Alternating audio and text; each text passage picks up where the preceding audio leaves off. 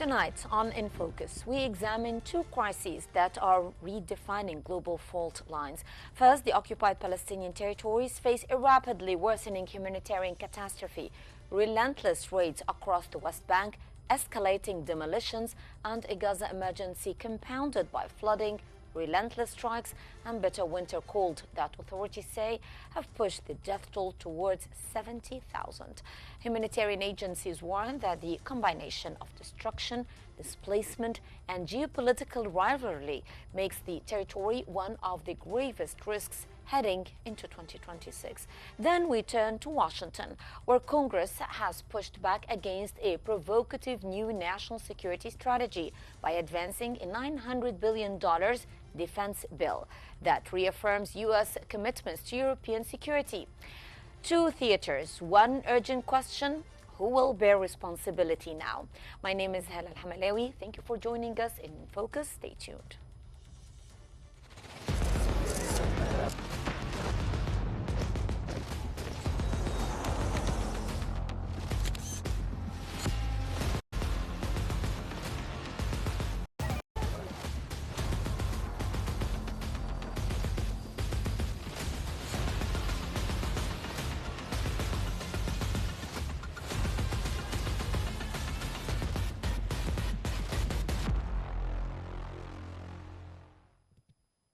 The White House rebuked Israeli Prime Minister Benjamin Netanyahu over a strike on Hamas commander Raad Saad, claiming that it violated a U.S.-brokered Gaza ceasefire. The Times of Israel, U.S. officials, including Secretary of State Marco Rubio, envoy Steve Witkoff, and also Advisor Jared Kushner, expressed frustration with Israel's inflexibility, warning that it risks damaging President Trump's reputation and Arab partnerships. Tensions also stem from West Bank settler violence and fears over advancing ceasefire phases without detainee returns or Hamas disarmament plans. Israel counters that Hamas breached the truce first via attacks and smuggling. The dispute precedes a Netanyahu-Trump meeting at Mar-a-Lago.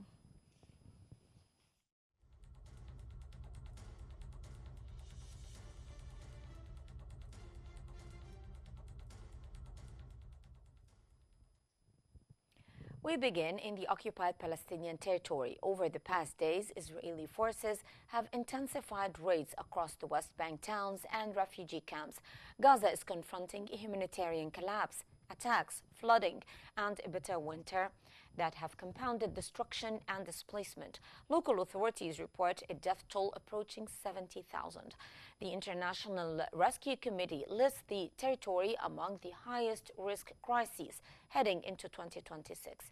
And in Nur Shams, plans to demolish 25 homes threaten roughly 100 Palestinians with sudden displacement.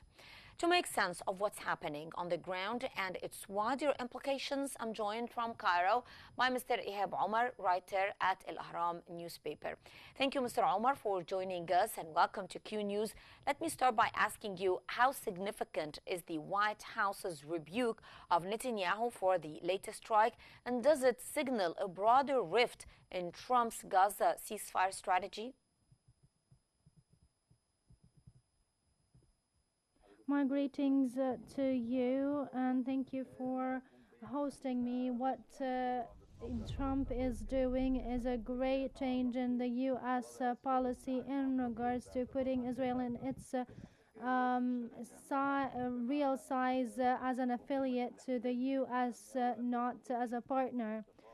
Meaning that Netanyahu didn't want Trump's Sharm el-Sheikh peace summit. However, the U.S. Or Trump insisted on doing it. The U.S. imposed on Israel the idea of ending this war and this fight. And the U.S., especially Trump, is redefining the U.S.-Israel relations, putting Israel in its real size as an affiliate to the U.S., not as a partner. Therefore, it's not only about fights or disagreements, it's more deeper than that. Israel tried to evade control, and that happened for many years, and more than one fight, more than one war, than the war and the world and the West was trying to cope, but Trump rejected these practices and started the opposition and punishing Israel if necessary. And there is an important announcement talking about previously if is American politician words said a bad word about Israel, their career ends. But this is not happening now. This is an indicator to what is going on inside the U.S., and this is important a point to understand the U.S. policy in 2025 and going forward, that Trump didn't move in order to support Arab or Palestinian cause, but they supported Netanyahu's friendship and they supported he supported him and supported all the currents and all parties supporting US since they started supporting in this Israel in this carnage. He lost a lot of his popularity, and then he realized that his popularity has collapsed, and to be a US president supporting Israel is not an attractive idea. Now he realizes, and seeing the carnage and the Israeli-Arab fight, this was witnessed by the world. Israel used to depend on pro-Israeli media, but now the media has spread out all rendered the truth. Now the U.S. Rejected supporting Israel. This is why Americans didn't want Joe Biden, and they are ready to oust Trump, and if he persists in supporting Israel. Sir, what role have Marco Rubio, Steve Witkoff, and Jared Kushner played in expressing frustration with Israel's inflexibility on Gaza issues?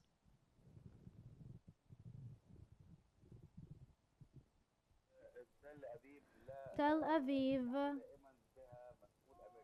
always has an American official, and this has happened since Joe Biden administration, since October 2023, when these confrontations started. And Washington also has American official adjusts, direct, administrate, or prevent. And it depends on the policy. Joe Biden's administration is different than from Donald Trump's.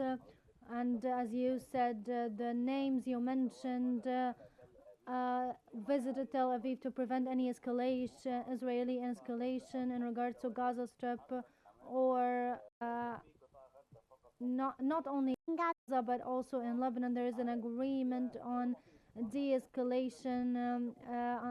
As long as there is agreement, there is tackles and collaborations behind the curtain.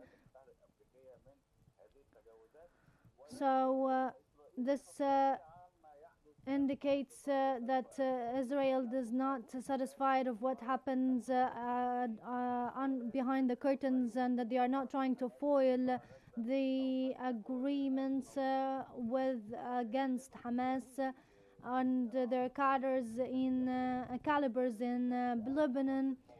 And the most important thing in regards to the ongoing events in the last 24 hours, we are in front of developments behind the curtains will be announced when they reach an official stage, and Israel is not happy of what is happening. They don't want any agreement between any party in the region with the U.S. They were angry with the calls between the U.S. administration and Hamas and the administration, Hezbollah, through brokers, and also London with U.S. administration calls with Houthis and in Amman. So Israel wants to persist the war because this is their business that made Israel, and Israel is working for in the region. And Trump and the US administration with the Trumps, especially he is the more realistic and seeing that wars will not fade into something. They are taking care of their interest in the region. This is the main goal for Trump. This is why when we see a real attempt for an agreement between U.S. administration and parties in the region, and at the same time Israel is trying to impede these agreements through escalation. This clarifies to really who wants peace in Middle East and wants aggression, carnage, blood, and changing the maps. This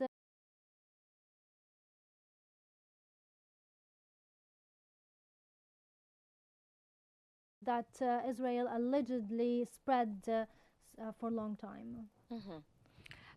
Sir, allow me to ask you, will U.S. pressure force Israel to advance to phase 2 of the Gaza plan?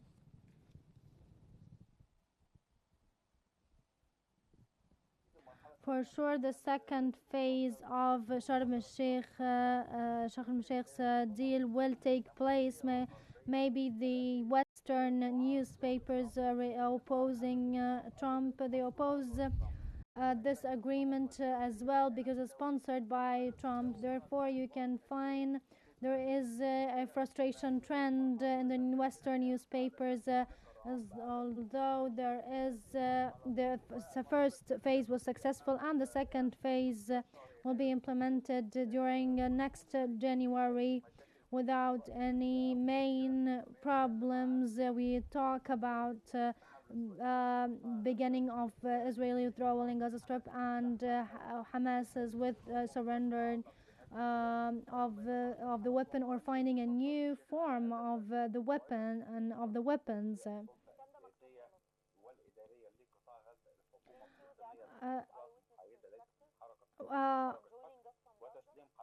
And surrendering Hamas the security file and entering and allowing the entrance of international powers inside Gaza and administrating Gaza's file with the presidency of Donald Trump.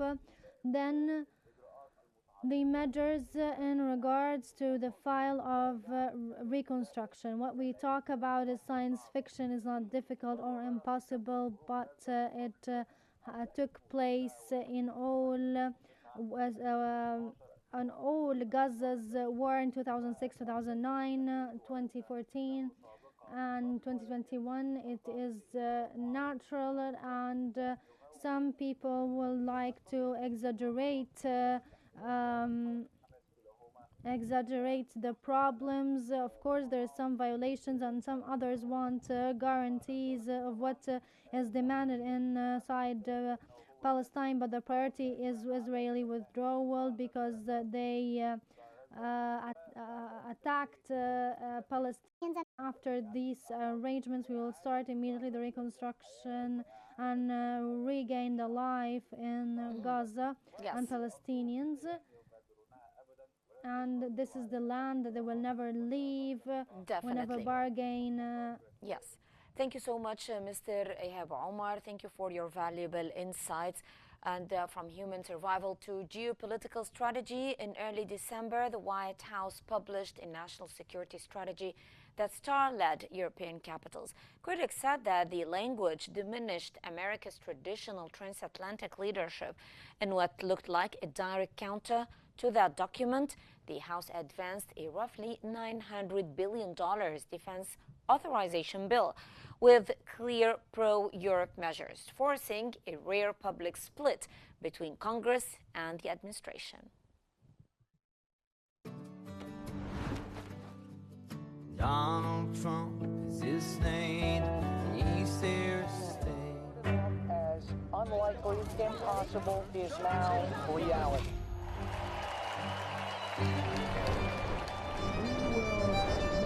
America powerful. We will win, win, win.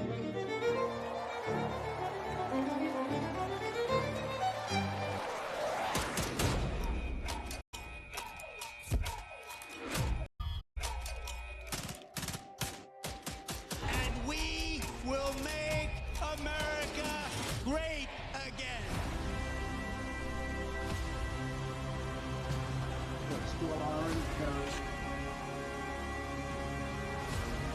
We will very quickly make America great again. U.S. lawmakers passed a $900 billion defense bill on December the 10th, countering President Donald Trump's recent national security strategy that criticizes Europe as over-regulated and facing civilizational erasure. Le Monde stated that the 2026 National Defense Authorization Act bars U.S. troop levels in Europe from dropping below 76,000 for over 45 days and blocks major equipment withdrawals, while adding $8 billion beyond Trump's request.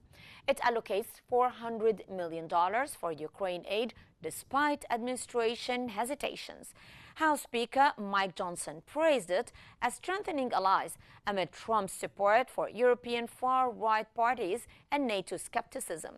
The bipartisan measure advances to the Senate, signaling congressional pushback on transatlantic downgrades. Provisions also demand Pentagon drug strike videos and restrict South Korea troop cuts, highlighting tensions over transparency and global commitments.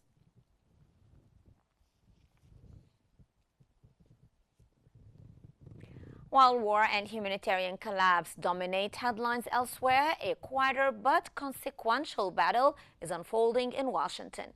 In early December, the Trump White House unveiled a new national security strategy that stunned America's closest allies, openly questioning Europe's political trajectory and signaling a reduced U.S. role in transatlantic security.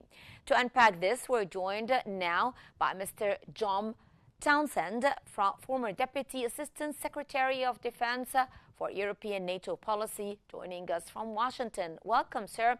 Now, sir, can you summarize the key claims of the White House's national security strategy that sparked such a reaction in Europe and on Capitol Hill?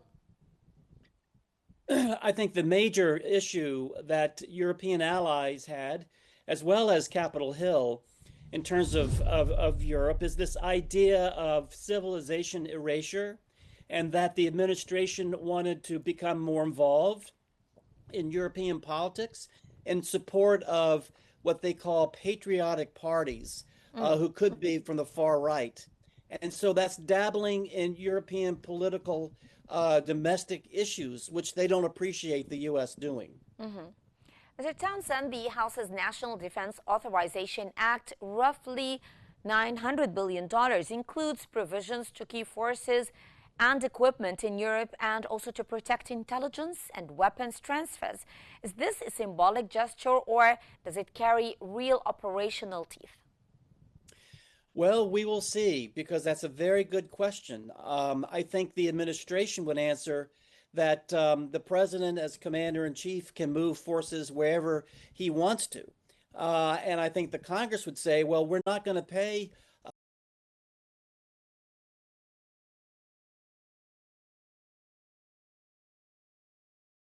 about how the administration and the Congress have to get along with one another in terms of authorizing monies and then executing what the Congress has said it wants to do.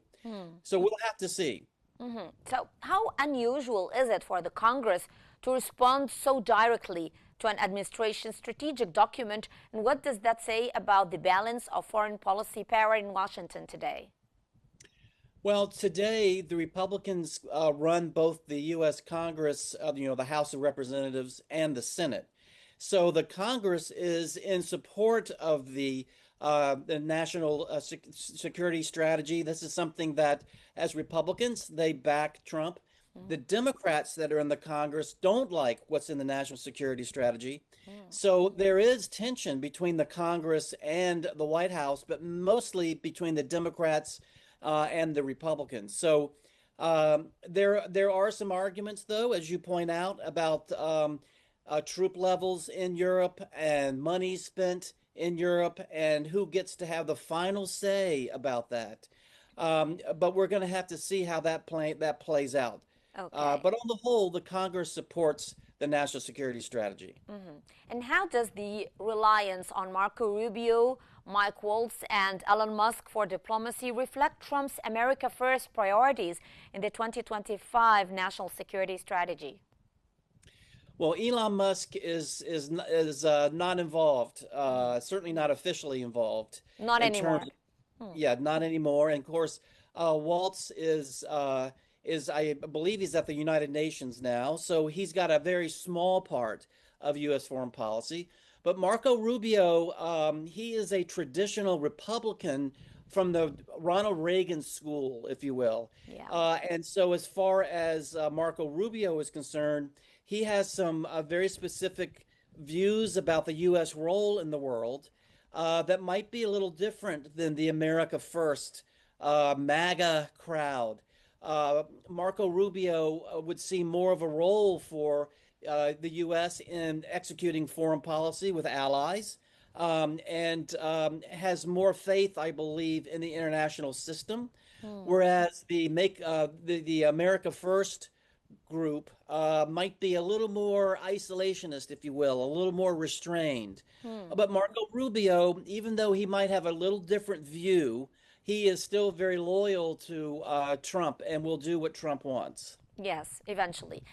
So what risks arise from bypassing State Department experts in favor of personal loyalists on issues like Ukraine and China, for example? Well, that's a very good question. On the one hand, in dealing with a negotiation like between Russia and Ukraine, having experts from the State Department can help in terms of the negotiations, drafting the agreement, using the right language, the process of going about negotiating. So that's on the positive side. But also one can make the argument that by having negotiators who are very close to Trump, even though they're not experts in Russia or Ukraine, but they're experts in Donald Trump, and Donald Trump likes them, that can help in the negotiations because the other side, Russia or talking to Ukraine, they realize that when the American delegation speaks, they speak for Trump. So there's good things and there's bad things, and we'll have to see how this works as the process of negotiations goes forward. Okay. Mr. Jim Townsend, thank you so much for your analysis, which helped us explain why allies watch these moves so closely. We appreciate your perspective from Washington. Thank you so much for joining us. Ladies and gentlemen, this brings us to the end of today's episode of In Focus. Thank you so much for watching. Stay tuned for more updates on Q News.